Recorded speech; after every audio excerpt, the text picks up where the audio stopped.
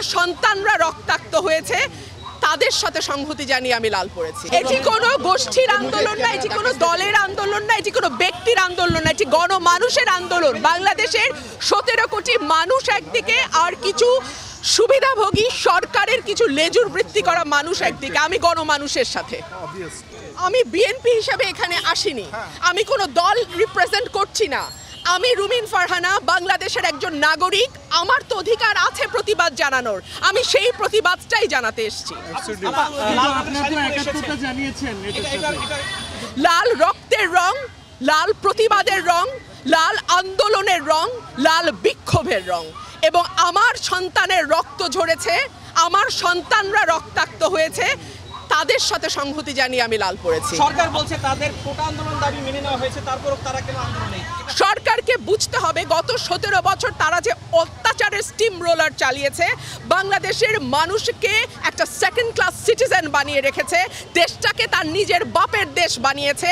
আর আমরা যেন সকলেই এখানে অনুপ্রবেশকারী, আমরা যেন সকলেই এখানে রোহিঙ্গা, আমরা যেন সকলেই এখানে সেকেন্ড ক্লাস সিটিজেন, এমন একটা আচরণ সরকার বাংলাদেশের মানুষের সঙ্গে করেছে, তার জবাব দিতে এসেছি। সরকার বলছে যে এই ছাত্রদের কাঁধে ভর করে কেউ কারো কাঁধে, বাংলাদেশের মানুষ আজকে একদিকে, কোন দল, কোন গোষ্ঠী, কোন ব্যক্তি না। আমি বারবার বলছি বাংলাদেশের 17 কোটি মানুষ আজকে একদিকে।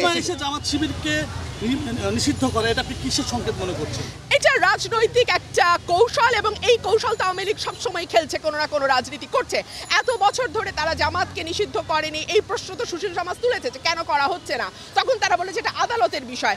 আদালতের বিষয় যদি হয় তাহলে এই কোটা সংস্কার আন্দোলনের মধ্যে আদালত তো কিছু বলেনি, কেন নির্বাহী আদেশে তারা নিষিদ্ধ করলো? 1 2 হচ্ছে বাংলাদেশের মানুষ কোন রাজনীতি নেবে, কোন রাজনীতি নেবে না, এই অধিকার কেবলমাত্র বাংলাদেশের 17 কোটি মানুষের। এটা সরকার ঠিক করে দিতে পারে না। বিএনপি নেতাদের এই যে ধরপাকড় হচ্ছে, বিএনপি নেতাদের যে ধরপাকড় হচ্ছে, এটা কি বলতে চান? এটা শেষ। একটা লাস্ট প্রশ্ন, যে ধরপাকড় হচ্ছে তারা বলছে কাকে ধরপাকড় হচ্ছে না?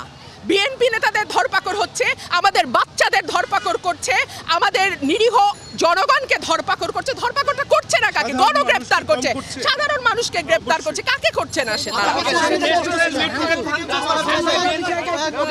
আন্দোলনের মাধ্যমে আপনারা রাস্তা শিক্ষার্থীদের উপর ভর করে আপনি কি বলবেন? বাংলাদেশে কে ক্ষমতায় যাবে, কে ক্ষমতায় যাবে না, এটা নির্ধারণ করার একচ্ছত্র মালিক বাংলাদেশের জনগণ। এই মালিকানা জনগণের কাছ থেকে কেড়ে নেওয়া হয়েছে বলেই আজকে মানুষ এতটা বিক্ষুব্ধ। কিন্তু আমরা এর আগে তো আপনাদেরকে রাস্তায় তেমন দেখা যায় না, শিক্ষার্থীরা নামার পরে আপনাদেরকে রাস্তায় দেখা যাচ্ছে, তাহলে এটা কি সংকেত দিচ্ছেন আপনারা? শেষ করে